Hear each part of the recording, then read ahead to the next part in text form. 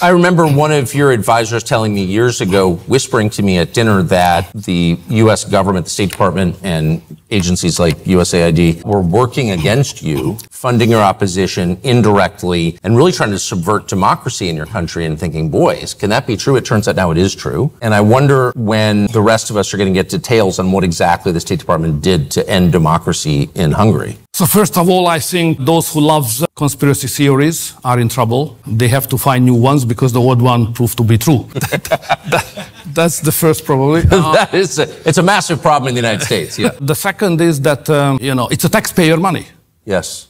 So if we take this whole thing not as a political one, but rather as a moral issue, the fact is that the liberal elite of the West used the taxpayers' money of United States citizens to spread their ideology all around the world, and financed in Hungary more than 60 NGOs, paid politicians, media outlets, So it was a plot against our sovereignty and independence. Sorry, made by you. Sorry. But this is the case, and the same has happened from the Brazilian budget, which is even more scandalous, may I say, because we pay the money in the Brazilian budget and they finance our enemies at home, So what's going on? So this is the liberal deep state, the global liberal deep state. Now we see how it has operated. It raises a deep question of motive. Why would anyone want to spread deadly ideas like open borders or transgenderism? Hey, how about no grandchildren for you? How about, nobody reproduces anymore?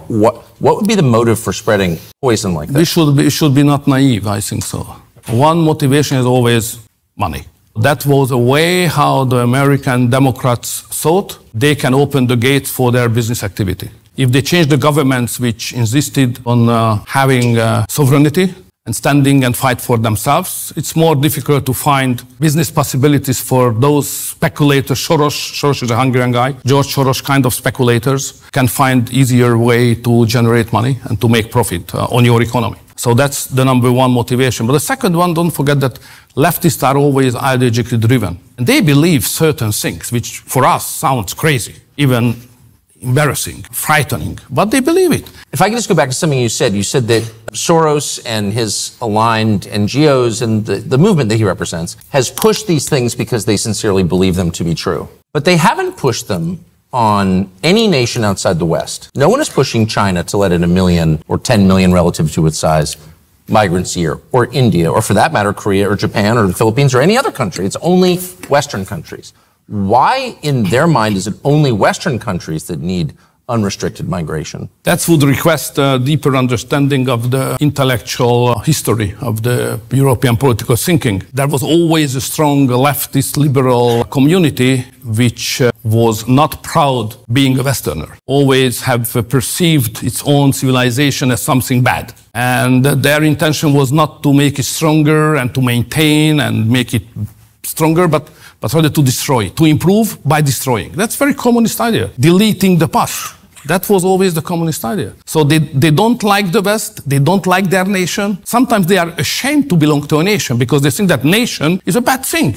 So if you think that nation is something good and you are proud of it and you think that you have to work for your nation to be competitive and better than the others, it's an awful Nazis, extreme right something. That's their approach. That's the tradition of the European left. In the latest years, it was brutally witnessed in the everyday political discussion. So I'm a fascist, I'm sitting here like, I'm a bad guy. I'm a fascist. I am middle-aged, feudalistic, Christian radicals, so that's who is arguing for peace, which is the worst thing, yeah?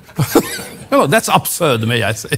I think now we have a problem of democracy because of the migration. It's not just a problem of migration, problem of democracy. Because if you have an elite which is not ready to accept the obvious public will of your voters, instead of accepting that, forcing against the population their own crazy ideas, it raised the problem of democracy. So that's where we are.